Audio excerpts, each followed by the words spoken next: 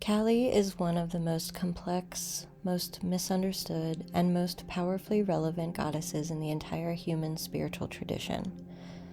She originates in the Hindu tradition as the first of the 10 Mahavidyas, the great wisdom goddesses, and is considered by many Shaivite and Shakta traditions to be the supreme form of the divine feminine, the force from which even other gods are born. Her name means time, or she who is black. She is the goddess of time, death, transformation, liberation, and the fierce, unconditional love that looks like destruction from the outside. She's depicted with dark skin, wild hair, a garland of skulls, and a raised sword. She stands on the body of Shiva himself, the supreme masculine principle, who lies beneath her in ecstatic surrender. This image is not violence, it is the teaching. Even the deepest masculine force is subject to the transforming power of Kali's love. The skulls she wears are the 50 letters of the Sanskrit alphabet, all human knowledge. She carries knowledge while embodying what is beyond it. The severed heads she holds represent the severing of the ego, the cutting away of false identity. The sword is the sword of discernment. It does not cut randomly. It cuts only what is illusion. Kali is associated with ego death, radical transformation, liberation from fear, the destruction of false structures, fierce love, the end of cycles, the space of pure potential that exists after something necessary has been destroyed, and the specific kind of freedom that only comes when there is nothing left to lose. She is called in moments of crisis, in the dark night of the soul, when something that was supposed to work has completely stopped and cannot be repaired. When ego needs to be dismantled, not punished, but dismantled. When you need the courage to let something end. Modern practitioners call to Kali when they are in the middle of a massive life transition, divorce, loss, illness, breakdown, and need the force that can hold them through the destruction of everything that was false about their life so that what is real can finally emerge. She is terrifying to approach. She is not safe in the way that comfortable goddesses are safe, but she is utterly trustworthy. She will not take what is truly yours. She takes only illusion, and she stays with you through every moment of that taking. Welcome, I'm Heather, and this is episode 2 of the Channeled Deity Meditation series. If Hecate is the goddess of the crossroads, of standing in the dark and choosing, Kali is the goddess of what happens when you have waited too long to choose and the universe makes the choice for you, or when you are finally ready to let something die that has been dying for a very long time, and you need a force that can hold you through that. I want to say this clearly before we begin. Kali is not for the faint of heart. Not because she's dangerous. She's not. Not because she is cruel. She's incapable of cruelty. But because what she brings requires your genuine willingness to release. Not the part of you that likes the idea of release, but the part of you that actually has to let go. If something in your life is in the process of ending, or needs to end and you've been delaying it, or you are in the middle of an ego dissolution that feels terrifying, Kali is the right presence for today. If nothing feels like it's ending and you've simply just been curious about her, that is also fine. She will meet you where you are. She always does. Even her gentler encounters leave you changed. Find your comfortable position. This is not a meditation to do lying down. Kali's energy asks for some aliveness in the spine. So sit upright if you can. If you have a candle, a dark red or black one is traditional. If you have flowers, marigolds, hibiscus, or any bold color, place them near you. Take a deep breath and let her find you.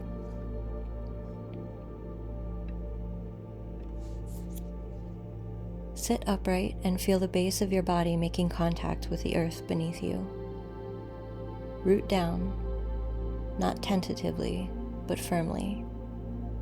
You will need to be grounded for this encounter.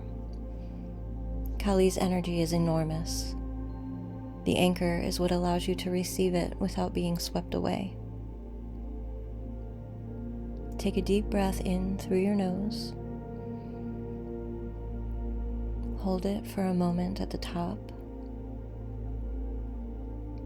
and then release it completely through your mouth. On the exhale, surrender something. Not a forced surrender, but choose something, even something small, that you are willing to loosen your grip on right now. Again, breathe in, hold, and release. Another loosening. Your body knows how. One more time. And this time, on the exhale, make a sound. Not a word, just the sound your body wants to make as it releases your breath. A hum, a sigh, a tone, whatever wants to come, let it come. Good. You are here, present, grounded, and open. Close your eyes and enter your inner landscape. You are not at a crossroads tonight.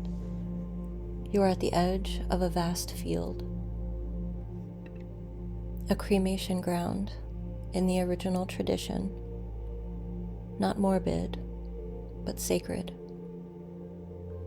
In the Hindu tradition, cremation grounds are where Kali dances, where the end of things is honored as holy, where what is being released is properly burned so it can return to everything. In your vision, this field holds whatever is ready to end. You don't have to name it yet. You can simply feel it. The weight of what has been carried past its time. The thing that keeps needing energy to maintain and is costing you more than it gives. The identity or structure or relationship or belief that no longer fits the person you are becoming. It is dark, a new moon dark. And in that darkness, there is a sound. Her dance. You hear it before you see her.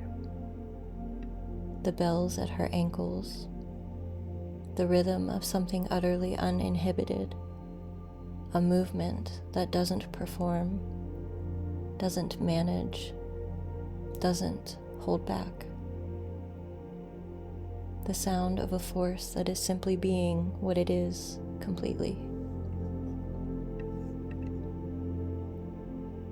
Then the light arrives, or rather, what illuminates the dark is her own emanation, dark and luminous simultaneously.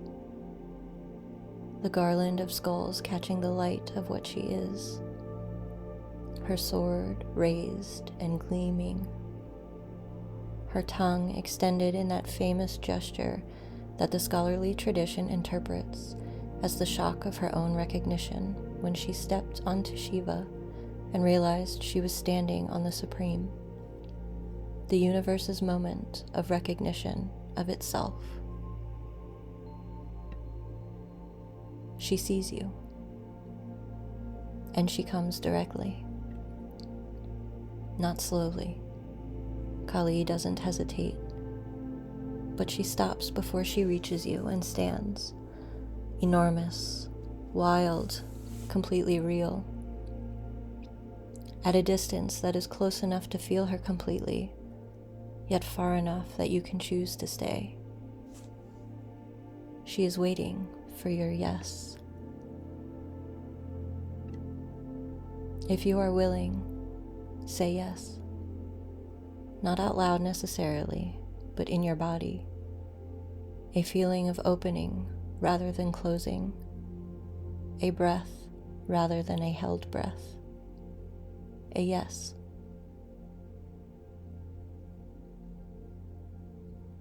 When you say yes, she moves closer. Feel her now, enormous, dark, blazing with a specific kind of love that has no patience for your false self, because it loves your real self too much to let the false one continue. This is not a comfortable love. This is the love that sets fire to the prison, because the prisoner deserves to be free more than the prison deserves to stand. She reaches toward you, toward the thing that is ready to be released. You know what it is. It has been making itself known for some time. The belief that you are not enough. The relationship that has become a performance. The version of yourself you built for other people's approval.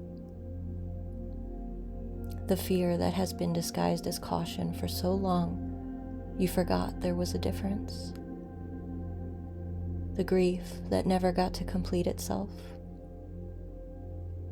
Whatever it is, she sees it, and she reaches for it. Let her take it.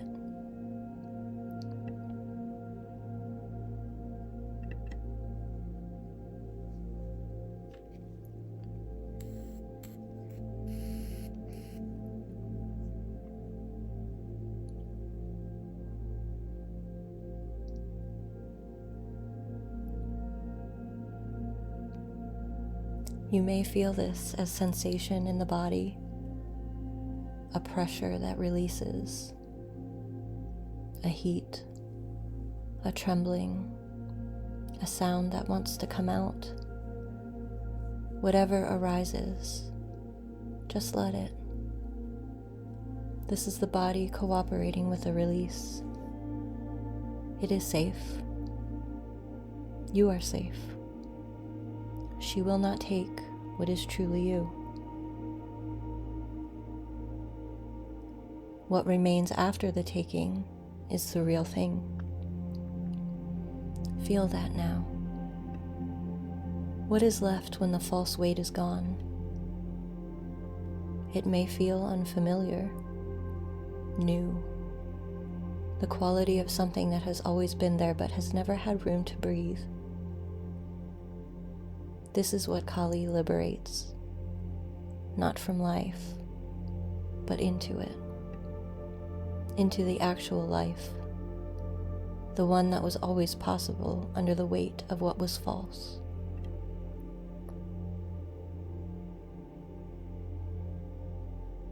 Kali doesn't communicate the way gentler goddesses communicate. Her messages arrive like lightning, sudden, direct, and undeniable. They don't always make sense to the conscious mind immediately. They make sense in the body first. Take a moment now to receive whatever she has for you. Let your mind be still, and let your body be open.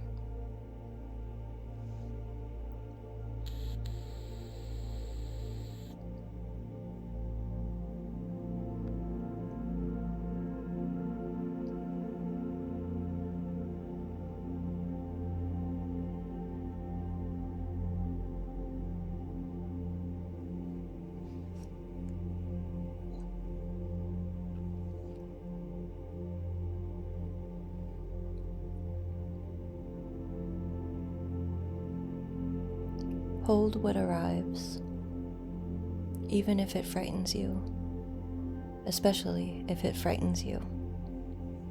Kali's messages rarely arrive as comfortable things, but they arrive as true things.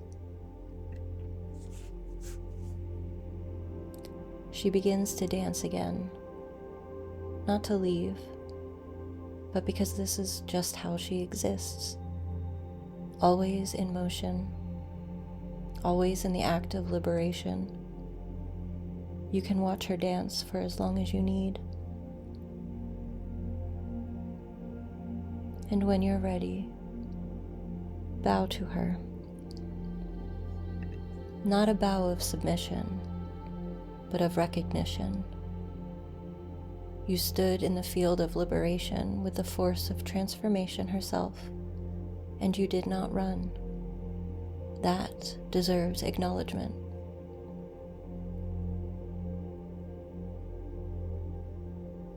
Come back through the inner landscape, back to your room, to your body, back to the breath. Take a long, deep breath in and release.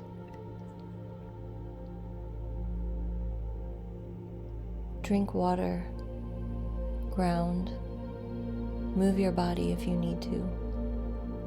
What just happened in the energetic body deserves physical acknowledgement.